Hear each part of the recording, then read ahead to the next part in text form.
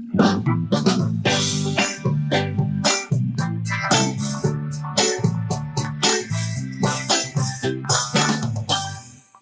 G. Hello, Jaytan. How's your tooth? I just got it extracted this afternoon and it's Painful. painful. Any? Hello, How's, Gio. how's everyone? Full. Yeah, so we just had tinola for dinner, courtesy of me.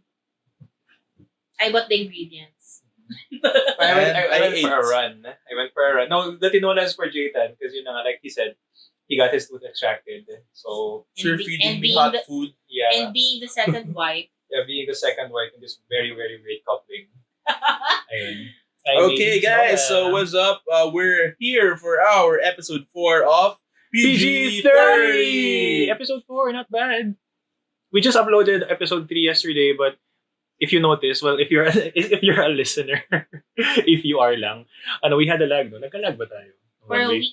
Yeah, we had a lag for a week. So we recorded episode 3 last week, and yeah, so we're not really sure when you're gonna listen to this podcast, but we're still having fun, right? Yes. It's a long weekend, so we Yay. have more time, actually, to postpone it. Yeah. And I guess everybody's wrapped up in work.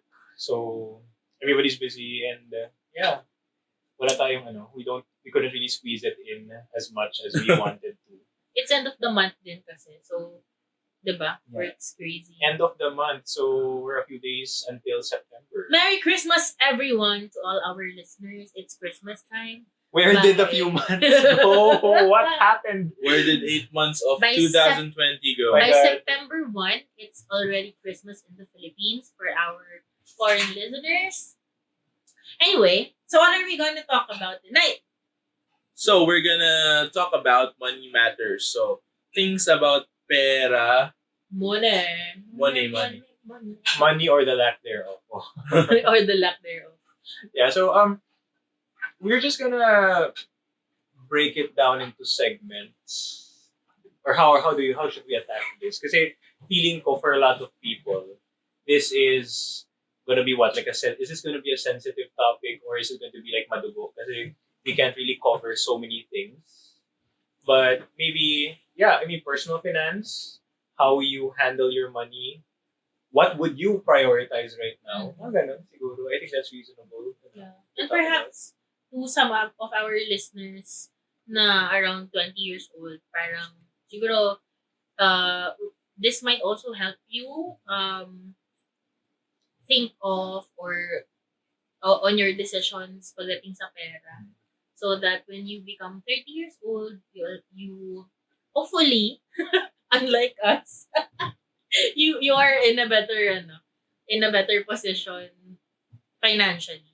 Yeah, and siguro we just don't want, maybe you might want to when you think about money, or when you think this podcast is about money matters, you might, turn off na kayo, you're gonna get turned off, and this is gonna be too technical. So I think we'll try not to become too preachy. Mm-hmm. There are other podcasts for that. Like if you want to listen to other podcasts about finance talaga, Yeah. or financial literacy. So maybe our approach here would be more personal, from what we know and maybe also what we don't know Yeah. about certain things when it comes to like investing or saving. And where we got it right and where we got it wrong. And what can we do about it? Is there still time to fix it? There's still hope, Char. May hope pa ba tayong yumaman? Okay. Well, it's so, really more of our personal experiences, yeah. as well as things that we've learned from our good friends, as well as just big decisions in life like getting a car Mm. or Getting a condo. getting a condo here, especially in Metro Manila. Even siguro getting married, no? Or, Yeah, Life Or- stages, like using your money to coincide with a life stage. Yeah. So I think let's use what we talked about in the last podcast as a jump off point. Like when you were in your 20s, I think What When did we talk about last episode? no, but obviously because if you listen to our episode, and I hope you did, we talked about like a lot of things, a lot of our experiences when we were in our 20s. And one of the things that we slightly touched upon is you had your first small sweldo, what did you do with it? So maybe that's a good jump off point right now. Like when you have your sweldo, I know, should we start there, like our experience in our 20s, or should we like? Sure. I think it's actually a foundation of what you will be in when you're 30. What you do with your money in the 20s. Especially if if you're in your first job and your salary isn't as big yet. Mm-hmm. Okay, so, well, basically in the Philippines, you'll graduate 21, 22, depending on your course, and then you'll have the rush of money in your pocket simply because you started from zero. And whatever amount that is, especially if you're living here in Metro Manila, it will relatively still be some amount of money that you weren't receiving before you graduated. So, Right. how did you spend your money during your first work? So for me, touchy subject. yeah, but a very touchy subject for some, especially when you're already 30 right now, and uh, you'll have to look back and say, "Hey, where did my money go?" Or you can say, if for those who had better financial decisions, will say, "Okay, this is where my money went." Right? But I have a question though. When you got your first salary, did you automatically think about like, oh, I need to help my parents now? Because a lot of Filipinos have that kind of Mm-hmm. they have that mentality, or it was kind of imposed upon them. Honestly, I'm not sure. I don't know. I'm on the fence about whether or not it's a good trait or not. Because like with me right now, obviously, I want to help my mom. Like I wanna try to give her a good life. But I know of some people who immediately upon graduation, parang the parents are now giving them the burden of sustaining the family, and that's I think that's a Filipino trait, no? That's a big topic to discuss, and maybe another episode of PG30. But it's a big topic though. Well, because it's a Cultural cultural thing. So like Whether or because not- okay. Whether or not what happens after graduation, being a breadwinner or not, or maybe also it will also tackle the decisions of your parents on how to actually plan out their life. Because basically, right now, we're at a sandwich generation. What? What? Sandwich generation. Ang tawag doon? Why is it called a So you have to take care of your parents, And civil. and then you also have to take care of your kids. Okay. So No, but there's a double burden up and down okay. for this generation. For us. But I think our parents also had that kind of burden din. Kasi they had to take care of their parents, and they also had to take care of us. Yeah, I mean, like, Yeah. it's a long generation to talk about. It's a perpetual habit. It's a perpetual behavior. I think that's what you mean. Na parang No, but because there was some time in the history of the world where lives were better in terms of scale of economy. You earn more than the work that you okay. give. Okay. Anyway, sige. I get that. So let's circle back. So where did we use our money on? Ikaw, I Ako. asked first. So well, I basically in my first salaries, I had a portion of it. I think I was very financially conscious back then. So there's a big portion of my salary going to insurance, to investment, and even to an installment to pay for a piece of lot. So I really had it a super tight budget just to make sure that I spend a portion of my salary to these stuff. when did you start planning for that? College pa ba? Or like when you already graduated, that's when you started thinking about it? Well, I think it's more of I heard about it during college that you have to do this, you have to do that with your finances. Money will be lost in the future if you just keep spending it on things. But more of really uh, educating myself, listening to YouTube videos, listening to my friends, listening to some financial advisors, and later on also becoming a financial advisor. So I think I was putting myself in a difficult situation just simply because I had a smaller budget to work with because I prioritized on other things like investing, on savings, and buying a lot. So you would agree ba? Would you agree that what you did with how you portioned your money or how you approach money immediately after college upon getting your first job, it was more of self-learning, sariling sikap, like parang you try to learn by yourself how to navigate these things? Yes, I Okay. think so because I did not come from a well-off family, so I understand at a young age that money doesn't grow on trees. Okay. So I was very financially cautious of on where to spend my money on. Mm. See, that's where that's a not naman looking back, parang shit, that's a pet peeve talaga that I have with our education system. Why? Like maybe things like that, financial literacy could be taught na lang sana in schools. Mm. Maybe kasi ganito, in my head, since my course doesn't really deal with a lot of finances, doesn't really math is very basic. Nursing. Yeah, Nursing. yeah, it's nursing. So I mean, like both of us, like since we came from the same course, I think you would agree that honestly, how we were taught about money is you only get money if you go abroad and earn in dollars. Yan yung ano namin. That's how we were taught about money. So the only time we were taught the success stories of nurses earning a lot of money abroad, earning dollars, and like living their best life. But as to how to portion, how to budget, how to do taxes and all of those things, wala eh. So parang, I think I had a conversation with a friend before na parang sana that could be integrated more In the curriculum. in the curriculum. Kasi feeling ko, or I feel that just students who take up accountancy, finance, and the math subjects, they're the ones who have the upper hand because they need to learn these things. But with other people, it's either their parents teach them or they, like with what you experience, you learn by yourself for most often, for the most part. Yeah, I think there's a lot of people saying that we really have to add financial literacy and basic education even.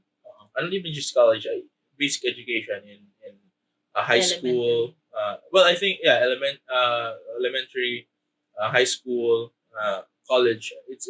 Those are very important things that you have to learn in school to prepare yourself in the real life. To prepare yourself for when you get a job because a lot of fresh grads actually really spend their money on a lot of things. Uh, Coffee and Starbucks every day. Guilty. Grab here and there. Good first example. There's a lot of things that fresh grads really spend money on, which they do not necessarily have to spend on. Mm. Prioritization, yeah. Yeah. So, and sometimes it's brought about by peer pressure. Your friends would like to spend on this, eat out every Wednesdays and Fridays, and drink outside, party. Yeah, party. and Wow, Tito. and yeah, so I think these are things that a lot of fresh graduates are spending on, and at the end of the month, they're either zero on their pockets or even in debt. That's a sad thing because if you start off with debt, and especially if you get credit cards on your first years in life, and then you max it out, and you're perpetually in debt. That's a very difficult thing to get out of in your early years. Like I think we understand no, that like this everybody's struggle in life or everybody's life story is different. So it's a contextual thing. Like maybe some of us, a lot of people aren't born into wealthy families, and maybe when they get their first taste of money, some of them don't know how to control it. You know? And I think that's where personal um, knowledge of financial literacy comes in. But going back to yun, ikaw, Nis, how did you spend your first sweldo? Ako, my first sweldo was, sabihin ko na, hindi naman ako 16,000 siya. Tapos 13,000 net yung take home. Is that per cut-off? Per month. Per It's month. per month. But back then kasi I had per dime per day na 1,100. Tapos nakikitulog ako, ganyan. So I get it actually per day. And because I was always outside of my base, which was Cebu City, I get all my per dime. So it's like I was earning around 30,000 So per plus. additionally. Oo, pero back then, wala akong I didn't have a personal finance system or whatever. And I would agree with Jaytan, parang back then, you don't really feel that you need to budget. Just because you're not really paying for anything big also. Yeah. So, say for example, even if I have 13,000, ano lang ba pinabayaran ko noon? Actually, wala. Just food. But Talaga. is cost of living in Cebu not that high, or is it as high as Manila? Hindi ko alam. I don't know. Halos same na yata. I think it's Like, during your almost time? the same. Yeah. I think it's almost the same. So, yun. Wala. I just spend on things that I want to spend on. without really thinking about it. Kasi nakikitira ako. Wala, I don't have pa naman credit card by then. Wala pang postpaid kasi hindi ka pa approved. Oh my God, prepaid Everything, cards. Prepaid cards pa and stuff. Yeah. So, yun. So, when I started, talagang wala. Like, spend lang, whatever. Pero very cash-based pa kasi. So, hindi ka pa talaga nai-in-debt. I think it became complicated when I got my condo and I was on my third job. So, as sabi ko nga kay Jade, sabi ko nga in the previous vlog, did I say it? I think more than half of my sweldo Went to the condo. So, that's everything naman na. Just because I didn't want to rent. I wanted to have my own place. Pero, malaki din yung burden niya. And I remember before, what I did, kasi that time, I really felt talaga na wala akong pera. So, what I did was, I got 31 pieces of small envelopes. And then I put 200. So, that's 1 to 31. And then I put 200 pesos. So, that means, every day, I only have 200 pesos to spend. So you were working on a 6,000 peso budget per month. Oo, and back then I was You're in Manila na. I was in Manila na. I was living in Pasig, of course. Hampton, when we were together doon. And then ang work ko is in Malacanang. Yan yung Malacanang job. Oo, yan yung Malacanang job. So that was the time na parang may breakfast parang 20 pesos kasi karinderya. So it's just rice, spam, whatever, bread. But my question is, when or what made you realize, or what made you take that leap and buy the condo despite the constraints that you experienced? What made you decide to take that jump? I think because, number one, I didn't have a system in place. So I wasn't able to track how much I was earning. I wasn't thinking about how much I am supposed to spend even after getting a condo. So, may feeling kasi na, pag wala ka pang big payments. You're capable. Oo, you're capable. But once you really start to shell out the money. That's when you realize. Oo, and a big portion of your sweldo per month goes to that specific payable. That's when you feel the burden of the big, how do you call it? The big purchases in life. So pinagsisihan mo si condo?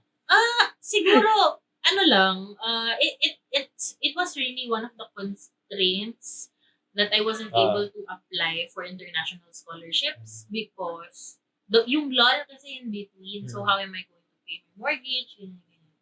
I think yun lang. I won't say it's a regret. It's just the acceptance, awareness and acceptance of the, how do you call that? Yung kapalit. Yeah. Kapalit ng investment na yun. So, yeah. So, siguro, yun yung first point. What you choose to invest early on will actually have an impact on your goals in life.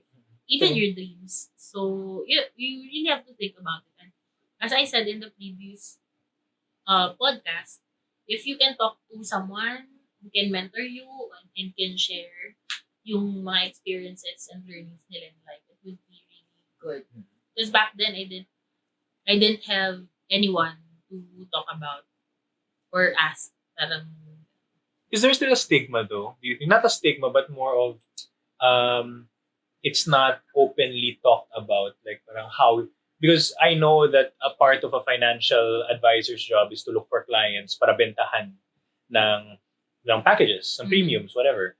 But like before that happens, like these people who do not know anything about or who have little knowledge about money, like a lot of them don't actively seek out, no? A lot of them don't actively seek out the information that's needed to make those choices. And yeah, it's good because like full disclosure, Jaytan is the one who sold me all my all my premiums. So at least it was good that early on I had friends. Like I had not just you, but I mean I had a lot of friends. I mean messaging me on Facebook na parang hi, yung parang random na hi, how are you? If you're free to talk, yeah. I'm selling insurance. Ginawa mo rin yun. Yeah, I do. We do Oh. that in the insurance industry, offering investments to friends, to family, and I think it's one way of on our side, it's one way of really helping people out.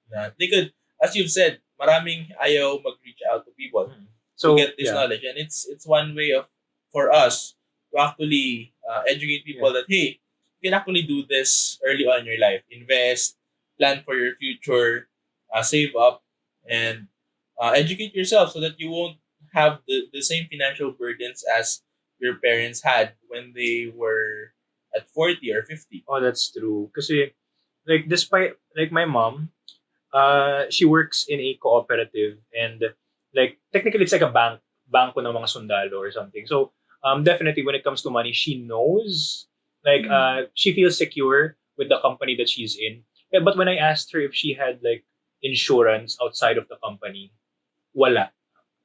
And I asked her that, no medyo, ano, she already got on in age na. So she's not as young anymore. And parang, napag-isipan ko and I thought na parang, oh, if she just could have gotten something early on, like maybe that could have been a lot more, it could have helped her. I think it could have helped her be more secure with, especially with health and life insurance. Well, the thing with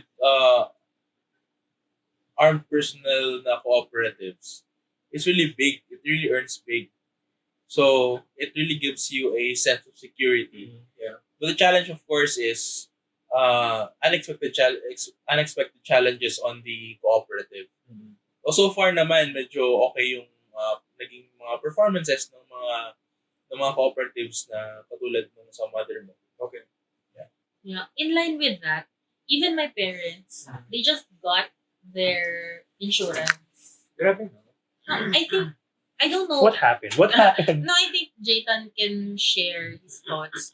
A lot of our parents are actually, I don't know, they don't trust insurance. A lot of their money is in the bank lang. Oh, No, tama ba? and I Oh. have a lot of aunts who actually do not want to get insurance. As in actively ayaw talaga nila. They don't believe in insurance. Okay, that's So, interesting. But I think it's because of what happened before with some insurance companies that they invested in. So that's usually what they bring up. They bring back when I suggest that they get an insurance just to make sure that they're secured or their families and children are secured, whatever happens to them.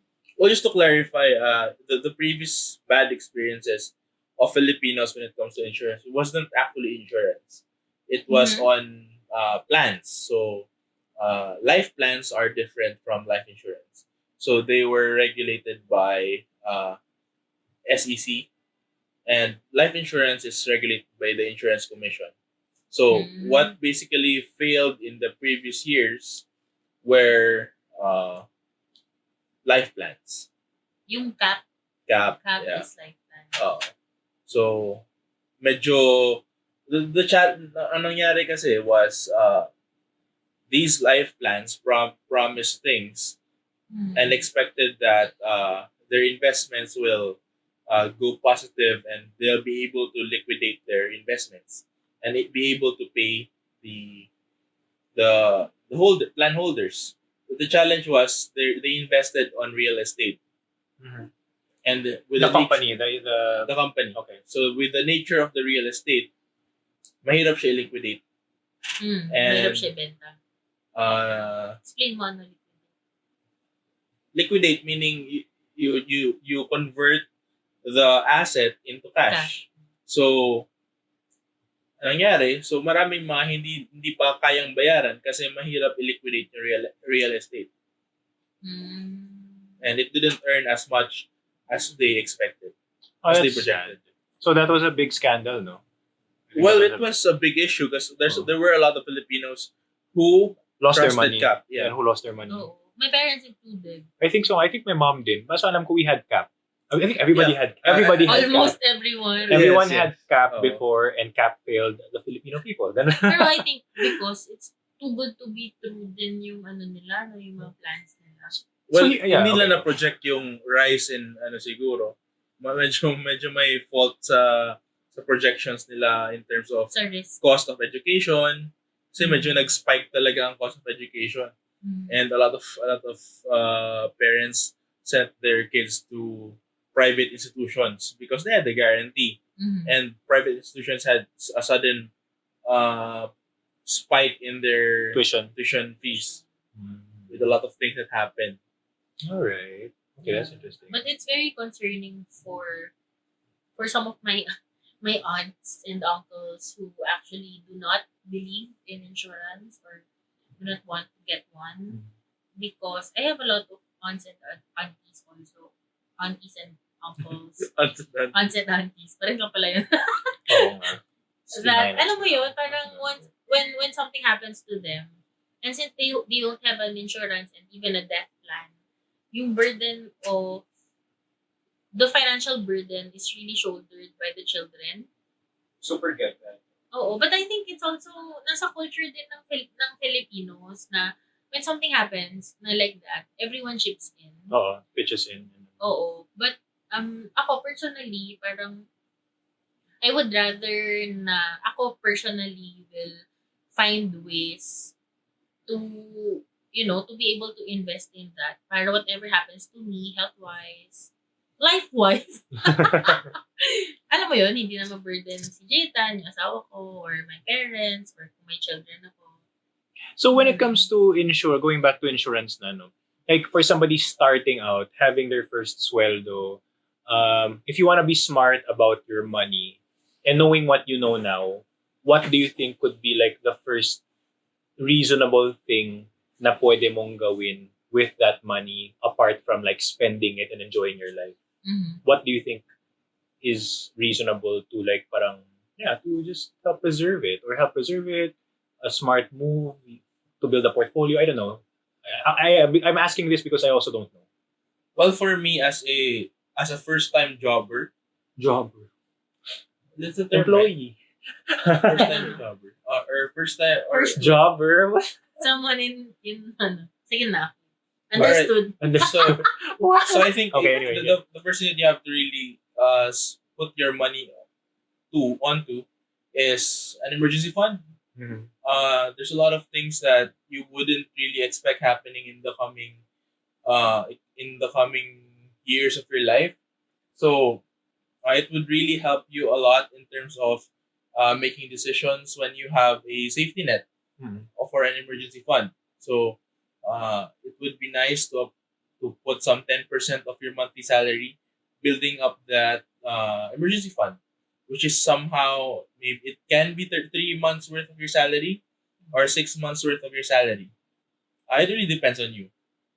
Then I think an insurance will be a good decision as well as a second thing after the emergency fund. An insurance which will also can also be an insurance and an investment together. So it's this what we call usually as VUL, VUL, yeah. Yeah, so VL. So it gives you the opportunity to actually invest while securing your family. Na meron silang makakuha once you die. I mean that talk of stocks, bonds, UITFs, VOLs, that's like in the realm of like financial literacy na talaga. So maybe let's not go into that. But I think it's also important for us to still take note that there are options out there depending on what your priorities are. But I think um basically, and if yeah. they can talk to someone they trust. Hmm. I think ako personally what I would advise is if you can find a financial advisor that is Yeah. actually a financial advisor that can advise you in Wait, you mean registered? not really. Meron kasi mga financial advisor na talagang nagbebenta lang ng insurance. But I think a lot of people are actually looking at like someone A manager. who can advise uh, them when talking about finance. So not necessarily every time you meet with the person. Kailangan may For example, benta. kayo ni Jayton. Like you meet, for example, if you have questions about stocks, you have questions about investing in a condo, investing in on a car, the financial advisor can actually give you advice and some thoughts on matters regarding finance. Okay. Not necessarily na you just talk to your financial advisor just because he or she is selling an insurance plan. Parang ganun. Yeah, I So, get that.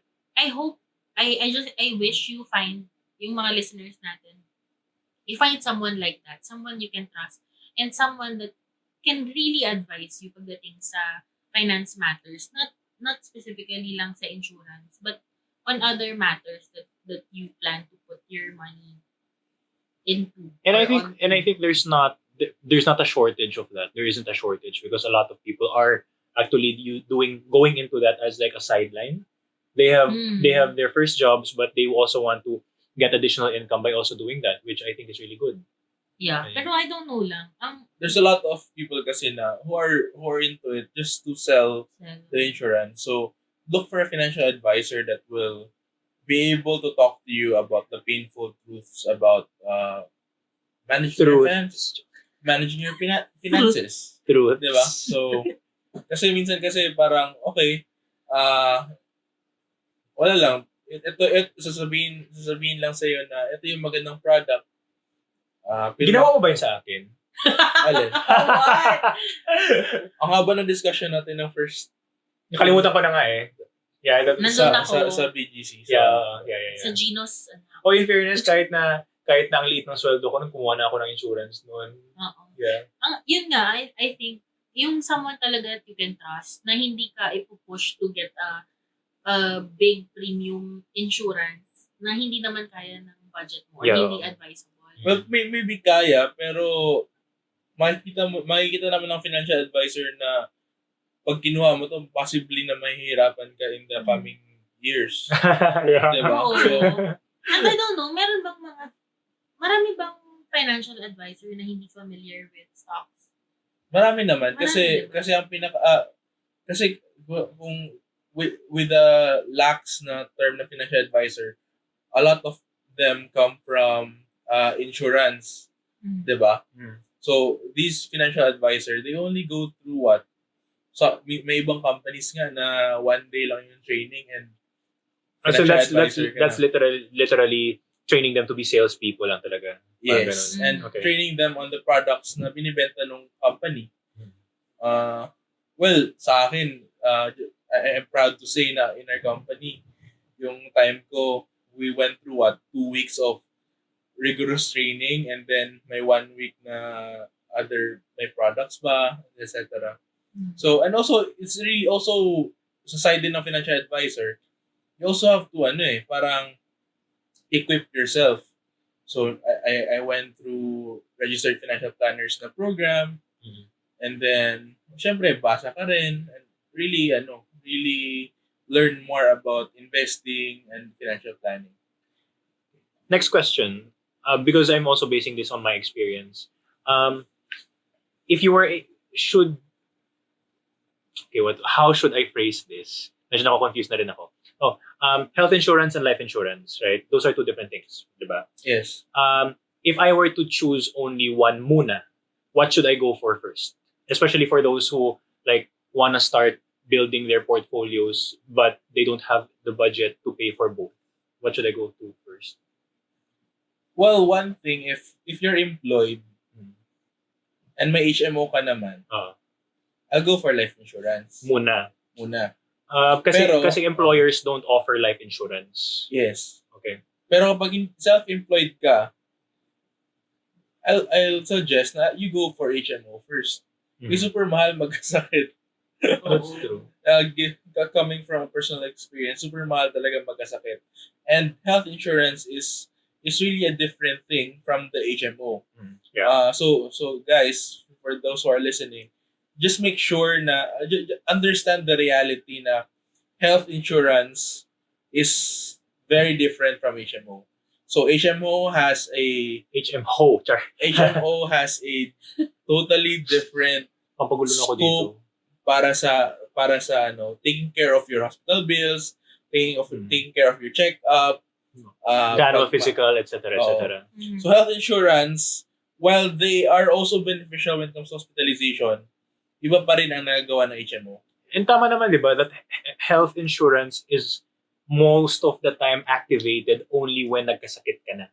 It's like your safety net when you need. Actually, usually pag na-admit. Right, pag na-admit ka na, if you have your sickness now falls under their checklist of approved sicknesses that they can cover, that's when health insurance comes in. So but tama naman, diba? If you keep yourself healthy with what you're doing with the HMO packages like physical checkups, etc., etc., you're paying for health insurance but you don't necessarily have to use it. Tama ba? Tama ba ang pagkakaintindi ko? Well, hindi mo rin ma-predict kasi minsan kasi kahit gano'n mo i-take care ng sarili mo, magkakasakit ka rin unexpectedly. Pero HMO kasi takes care of the checkups, the consultations, the labs, the laboratories, the tests. Meron nga even the medication. And some packages take care of medication. So, yun. So, I think most of the health insurance, depende kasi sa company, may iba't ibang products. So, I cannot generalize all the health insurances out there. Pero, just make sure to understand the difference about the health insurance being offered to you and the HMO that you have or may not have that you could also consider on availing. Yeah. Okay. And the thing also when choosing your HMO and even the insurance is make sure to ask the process of claiming. Say for example, we got an HMO that is parang mas mura yata siya, or I don't know if it's an added value to a life insurance. Pero yung previous mo? Oo, pero as in sobrang hirap i-claim. It's like I went to medical city for a checkup and I cannot find the coordinator for the HMO. So, sino yan? Pangalanan natin. pero I went to my friends who are listening, you can talk to me naman if you need advice or personal na lang yung sharing. So apparently yung HMO na yun, yung coordinator ay naka-assign sa isang doktor, sa secretary ng isang doktor. Then to find that doctor. What? Hindi siya wala silang office. So I went there, tapos pagdating, ay ma'am, wala na dito, nasa OR, which is in another building. What? So I went to the desk dun sa OR, which is sobrang layo dun sa check-up area. And ang ending, hindi rin siya na-cover. So I spent the entire day looking for that person and trying to process my claims para I don't pay enough for the check-up. Ending, wala. And I just wasted a lot of time. Wait, but clarify ko lang, that HMO. Hindi siya main, hindi siya one of the big ones. Yeah, but I mean, that was company given. That's part of the company package. Oo. So, yun talaga, parang... Did you report that to the company? Yes, I did. And they actually inquired. Kasi parang, that time, nag-expire din yung contract nung HMO na yun sa mga clinics na parating pinupuntahan. So, yun, sobrang, sobrang nahirapan. So, yun lang. Parang, say for example, if you get a MaxiCare and the Medicard, you know that they have big offices Yeah, they have big offices. in a lot of hospitals. So, mas madali. Ha? No, I'm whispering kung sino yung HMO na pinag-uusapan niya. Ayun. so So, this- consider it lang. Kasi, para sa akin, sobrang worth it nung dagdag bayan for reliable talaga and big HMO. So this is me telling my clients na, hey, don't actually get those combined packages for health insurance and HMO, because Oo. it's really a hard thing. So I would suggest that always Have take separate. a separate HMO. Let that HMO take care of your HMO Standalone issues. HMO. So and then let the health insurance take care of the health insurance issues, Yeah. because it's a hard thing to actually when you're in the hospital. When you're in the hospital and they then they say, hey, you're not covered, and etc. So may sakit ka na nga pero mahirap pa maka-claim, mahirap pa ma-cover yung sakit mo. So doble pa sa sakit na nararamdaman yung mo. claim. Oo. Actually, totoo. Especially kung mag-isa ka sa metro, if you don't have like a spouse with you or a sibling with you or a parent with you at home, and you get sick and you have an HMO na sobrang hirap i-claim ang sobrang hirap talaga. So yun, going back to the question on, kasi nabanggit na ni Jayden yung health, HMO, no, ang pinakauna. And then the emergency funds, which is 3 to 6 months. Una si emergency fund. Emergency fund pala una. Tapos HMO. Tapos, Is that yung- structured though? Like parang, does everybody know that? Yun yung tanong. Well, it's not really a structure. It's more of The most practical coming from approach. experience. Yun yung maganda na Okay. maganda Mm. na start off. Kasi emergency fund gives you a lot of natatanggal yung burden mo na what if this Leeway. happens. May leeway ka kung biglang magka-problema sa kumpanya, pwede kang mag-resign, pwede kang hanap na ibang trabaho without worrying na may sasahurin ka ba in the next 2 months, 3 months. So may leeway ka, hindi ka matatali. So a lot of young professionals out there, tali sila sa work hindi sila makaalis kasi they have to secure somewhere na may malilipatan sila Yeah. before they could actually resign. That makes sense. That makes So sense. or any troubles in life, for example, nagkaroon ng aberya or nawalan ka ng cellphone, which cellphone is a very important thing for working today. So kaya mong bumili ng bagong cellphone on a snap of a finger because may emergency fund ka, 'di ba? And even for those who want to apply for scholarships as well, kasi there are scholarships that the process, a lot of people want to focus on the process of applying for international scholarships. So you actually have the comfort of focusing on your application for 3 to 6 months because you have that emergency funds. That makes sense. Yeah. So yun, so emergency fund and then HMO. Pagdating naman sa investment, actually even for insurance, it's better to get also earlier because your premium is also lower and syempre mas malaki yung makukuha mo. When say for example, I am focusing right now on investing for retirement, no? Kasi gusto ko pag nag-retire ako, very milyonaryo. Parang yun yung sabi ko kay Jayden when I got my So you got a plan. Yes. And talaga siya, pang-retirement talaga. Yung may tipong pang-cruise ka after retirement. And then, the other one is, actually, I would advise if you can already, if kaya talaga is to also get a loan. So again, you have to think about this as well. You get a loan kasi for example, I got a loan at 22 and I still got the 30 years to pay. Kaya mas Loan maliit for what? sa condo. Okay. So mas maliit yung binabayaran ko. Pero ngayon at 30 years old, if I get a loan, hindi na ako papayagan ng max na 30. malaki ang possibility na hindi na ako payagan for the 30 years. So, siguro 20 years. So, it means that mas malaki yung babayaran monthly. So, yun lang. Some things to think about. Kaya din parang hindi ko rin masasabi that I regret investing in a condo back then. Because the terms were easier for you. The term. And parang as you grow older, kasi it will become easier as well.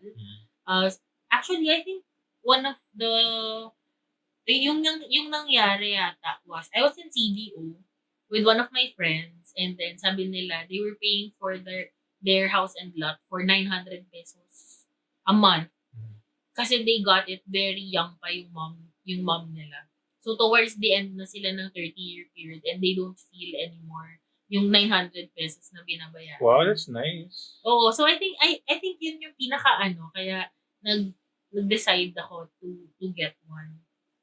Cool. But then again, just to word of caution then, before you get a condo, you have to make sure to be aware of all the other expenses that you're actually getting into, because the monthly amortization na nakalagay sa promotion ng condominium is just a tip of the iceberg. Yeah, you have there's a lot of things that you have to spend for. So there's the miscellaneous fees, there are the taxes, documentary fees, association dues, and of course when you're already in the condo, dami pa. Tumataas din ang utilities. Gusto mo rin magpalagay ng mga furniture and all those stuff. So yun. So just make sure na alam mo yung pinapasukan mo. And also, it's better to actually talk to someone na dumaan na sa ganun na experience para mas aware tayo sa pinapasukan natin. Yeah. Actually, to share, when I got my first condo, my agent actually forged my signature. So, malapit pa kaming I remember that. Magka-demandahan. That's why nakitira ako sa'yo kasi that. wala akong matirhan. Yeah, oo. Because that happened. Because you were homeless because they couldn't release the condo, your condo, kasi may problema forgery sa docs. Yeah, oo. Ano ba yan? And so yun, parang for those of you listeners who are actually considering investing, you can actually talk to me. I'll gladly share my experience para hindi nyo rin siya ma-experience. So, like what Jayton said, don't rely much on, sabihin nila 4,000 per month lang to get your own condo. That's probably a pre-selling. So, ibig sabihin, hindi ka makakatira doon. Yeah. And also, say for example, and also baka the location might be somewhere very iffy. Yeah. And also be careful of the balloon payments, ha? Say usually kasi, the first 20%, which is the down, you can pay it ng installment. But, kasama doon, right before you get the loan for the 80%, there's a balloon payment for the documentation, etc. So, how much yan usually? It actually usually nag-100,000 siya. And that's just a requirement for the loan. So, iba pa ang loan. So, just be careful lang. Yun, ang advice talaga namin ni Jayton is, kasi madaling sabihin you read the fine print. Pero, hindi rin siya madaling gawin, especially if you're not familiar with the jargons and the documents. Ganyan. So, talk to someone you trust na who went through the same experience. But I mean, kasi obviously it's a lot easier if you have parents who can give you like the start up money to pay for the condo. But if you're on your own, then you might be setting yourself up for a lot of failures or mistakes. Hence, takot ako. Hence, thank you for that. I will just live the rest of my life renting kasi ayaw kong isipin niya. But there's also that, no? There's also the people who are advocating for, you can just rent for the rest of your life and you'll actually save and invest more money for the rest of your life. So, that's another thing that you could also consider, that, hey, you can actually just rent for the rest of your life and then actually live more comfortably, and you can actually invest and save more when you just rent. And then pero iba pa rin though. We have to also like agree na, or not agree, Filipino but like, culture. Iba pa rin, not even Filipino culture. The idea of What the the person... achievement of ownership. Yeah. Like what does achievement or what does success mean to you? For a lot of people, that would mean having your own property Yes, or I having agree. something to your name. So a lot of people, and I think that kind of that's a good goal to have, but a lot of people also feel pressure. Like sometimes I feel the pressure. Like I feel the pressure of already having something to having a condo to my name, or maybe even like those things. And And it makes you do, or it makes you jump the gun. Tama bang term? Jump the gun. Anyway, i-google ko yan. But yeah, yun. and I think the same issue with buying a car. So Yeah, car condo, yun talaga. isa sa mga gustong bilhin agad ng mga young professionals, or actually Especially lalaki. hindi talaga bilhin pero kumuha ng car. kotse kasi super mura lang eh. For example, you can get a car you can get a car 40? for what? 2,000 pesos? May Just sign the 2,000. documents and Wait, then 2,000 pesos per month? 2,000. Initial lang 2,000. cash And then- Okay. and then, yeah, so may mga ganong mga schemes. No, pero yung mga yan, those are the repossessed cars, right? Hindi, Hindi. mga brand new cars. May mga promos na ganon. Okay. So, but of course, example, and later. But syempre, those things will entice you, but when you read the fine print, that's when you know that you have to pay like say 20 to 30,000 a month. Diba? Pero yung pinakamura naman na car na makakuha mo siguro is 6,000 per month. And that's a Vios. Depende. At 2,000 to Vios. Hindi, Yung mga Ion. Ano tawag doon? Mga hatchback. Hatchback. Ayun. So, The little cars. the small cars, yeah. Little talaga. So, yun. Yeah. Maingganyo ka talagang kumuha agad. But the reality of it is, syempre, may mga other costs na kasama yon. So, again, the same thing with pagkuha ng condo, make sure na may nakausap ka na tao na dumaan na sa ganun to understand the other costs that you'll be getting into. For example, maintenance cost, kaya mo ba yung maintenance costs? Magkano ba talaga yung total na amortization? Kasi, remember this. Pag nabangga. So, may insurance ka pang babayaran, car insurance. Sure, libre yung first year mo usually. Pero, make sure na, may pambayad ka for the second year of insurance. Kasi, Anong mahal niya? Anong mahal ng car insurance? well, technically, hindi naman. Kasi, like, for example, nasa around 15 to 16,000 for a regular car. Per month? Per year? Per year. So, that insures the whole car. So, kung pag total wreck yung car, pay the participation fee, and you'll get a new car. Yeah. So, yun talaga yung purpose ng insurance. Pero mabigat din yun kasi, for example, you pay pa for an HMO na 15,000. Pag nag-add up na lahat. Yeah. Diba? Tapos may maintenance ka pa sa kotse. So, Very risky pa. every 5,000, 10,000, etc. kilometers, depending pa sa car brand mo, kailangan mo magpa-maintenance.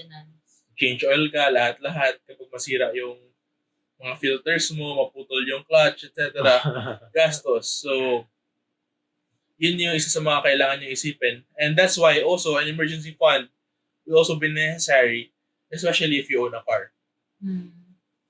Pero, going back to the question on owning a property and the satisfaction that you get from yung mga investments, I think Jaytan also reminds me of this. It's actually a case-to-case basis as well, depending on what things you find great value of Yes. as a person. Kasi see, for example, ako, malaking bagay sa akin ang bahay because I experienced being homeless and just living sa living room ni Gio. Wow. For some time. So, kaya malaking bagay siya sa akin. And a car is not important to me. That's something that I know. For other people, it might be different and it's okay. Yeah. So, it really depends lang kung ano yung binavalue mo, ano yung malaking value na maibibigay sa life mo. And at the same time, yung happiness that it brings you as a person. Dahil nga iba-iba rin tayo ng goals in life. Yeah. And I watched a Wong Fu video. Like, di ba sila? They're very Mhm. Wong Fu is really iconic when it comes to like creating content that resonates with a lot of 20-year-olds or It's a people. YouTube channel. Yeah, when people going through like the transitioning from childhood to early 20s to adulthood. And parang one of my favorite videos of them is how to become an adult or something, how to about adulting. And one of the actors there, like he really said a line that's he said something that really stuck with me. Like being an adult doesn't really mean all the material things, but being an adult means taking control of your life. Mhm. So not letting your parents decide for you anymore. Also not having your parents save you anymore, like when you get into trouble. Like not relying on your parents. It's you taking control of your life. And that word control, that idea of control is still very subjective. Mm. Control means different things for different people. And whether it means buying your own condo, buying a car, or buying getting health insurance, life insurance, or even getting a funeral or a funeral Yeah, I plan. sell death plans pala, guys. Pero Oh, ang that's laki, something that we have to think about din. oo, ang mahal kaya. Life and death. Ang Oh my mahal God. kayang mamatay. Pero we're towards the end of our episode. So I guess it would be also good to talk about what our financial goals right now is or are, and kung meron ba tayong financial systems in place. And did it take during especially during the pandemic, did it change? Yeah, true. Ayan. So would you like to start? Um financial goals right now, because of obvious, because like I mentioned in the first episode, nagkaroon ng overhaul yung life ko this year.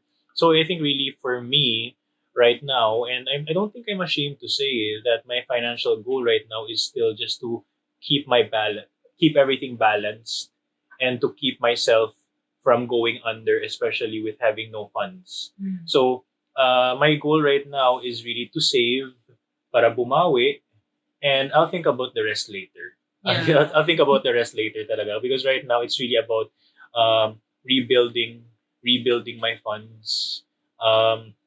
And now that I think, obviously, like I I think I'm earning more now.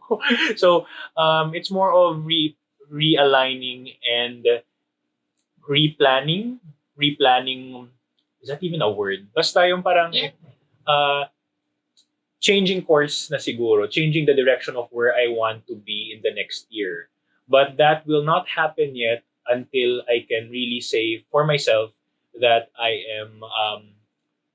am not in the red anymore. Mhm. I'm not in the red.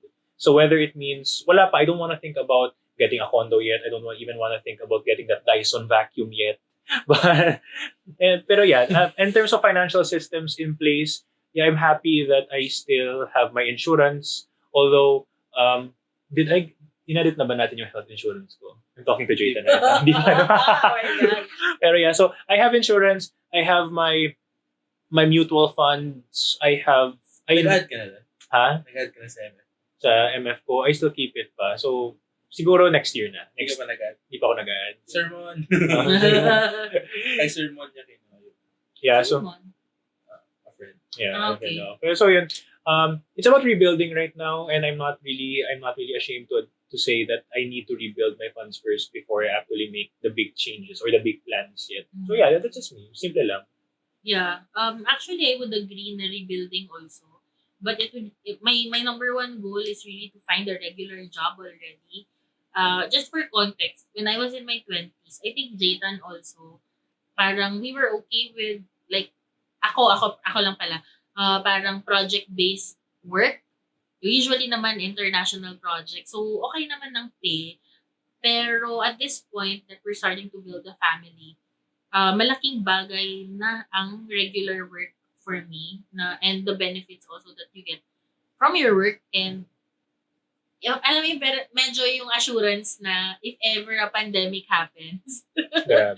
you won't be afraid to lose your work. Na ganun ka-stable sana na job. And for the past years, it's been really hard actually financially.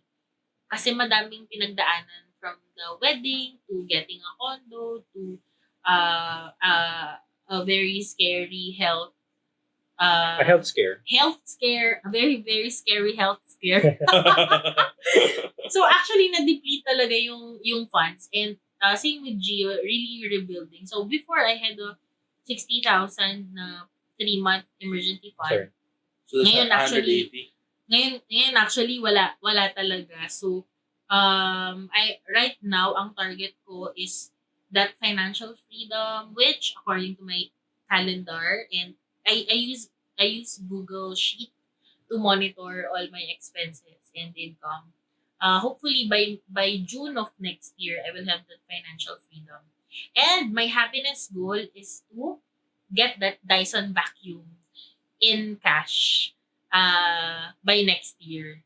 But that's also because I keep on cleaning. So I feel like it will be an added, a big added back. Siguro kahit hindi Dyson, kahit a cheaper one that can help me clean faster. Yun. Yeah, for me, syempre, mag-asawa kami ni Eunice. There's really more about rebuilding right now. Well, the investments I've made at a young age, they're still intact. And I think that's the value of really starting at a young age. And they would really help you a lot when the worst comes to worst. So, Push comes to so shove. ano talaga. So, may ano pa, may safety net, the last safety net in case everything goes south. Mhm. But yeah, so it's really more of really rebuilding that emergency funds, really working out new investments, and hopefully the other existing investments will prosper in the coming years. Because syempre medyo tagilid yung economy right now. So medyo maliit yung value ng mga ibang investments. Yeah. So yeah, so hopefully financial goals would be more of uh more surplus money in the coming months so that I could feel freer and Oo. not really feel tied to a lot of things. Yeah. But on top of that, we are also planning to have some funds for our travel when Yeah, all pag these is over. So we plan to also invest in experiences and travel sa new countries, etc. Kasi I think isa sa pinaka-sulit na panggagastusan nyo is really travel activities and experience with your loved ones. I mean, some people, no, grabe, like, they travel. I'm not sure if they can afford to travel every month, but like they scrimp on a lot of things because a lot of the money goes to the travel fund. Parang ganun, Medyo grabe, ganyan no? yata kami nung 20s. Yeah. We really spend for travel. Right now, we try to travel abroad with our family. Well, ako, kami ni Nika, once a year. Because my parents, syempre they're growing old na, and Oh. alam naman natin na abroad, you walk a lot. So, habang kaya pa nila, we want them to experience the world outside of Basilan where they're actually based right now. And yun yung small dream, small goal per year for my parents. That's cute. Mm-mm. So yun, I think that's the end of our podcast. We hope that you learned some things from us. And again, if you need to talk to one of us based on what we shared, Yeah, just not me. just send us a message kasi malaking bagay yung mga nakwento namin ni Jaytan na getting a financial advisor that actually knows the ang tawag dyan, The system, the in and out. across the spectrum yeah. ng mga choices that and options that you actually have, and also talking to someone who already experienced getting that one thing that you really want to invest on True. and learning from their experience. So yon, at the end of the day, we're all growing older and finances will be a bigger issue in life or component in life, and the financial freedom will really free you up, sabi nga ni Jaytan, to more opportunities and more freedom, and actually it all translates to wellness, your wellness, no, especially ngayong pandemic. And siguro masasabi ko lang is hang in there. Like just because you hear people talking about their finances or you hear people in the podcast talking about like tips and tricks, that doesn't mean that they have everything figured out then. Yeah. So it's just like the system is not perfect. We're just talking from experience or the lack thereof. So don't assume that we're experts Mhm. or we're experts. But like yeah, we just like especially Jay and Eunice, they we've gone through some shit and we know a thing or two about the importance of uh having a solid fund, whatever that is. Mhm. So yeah, just hang in there. We'll survive this together. Yes. Yes. So if you're 30 already and haven't started your investment, I think it's a good time to start right now. Slide into his DMs. Joke. Anyway, so that's it for our fourth episode. Congratulations, Episode guys. 4. Yay. Okay, so guys, bye bye. Bye. Bye guys. Thank you.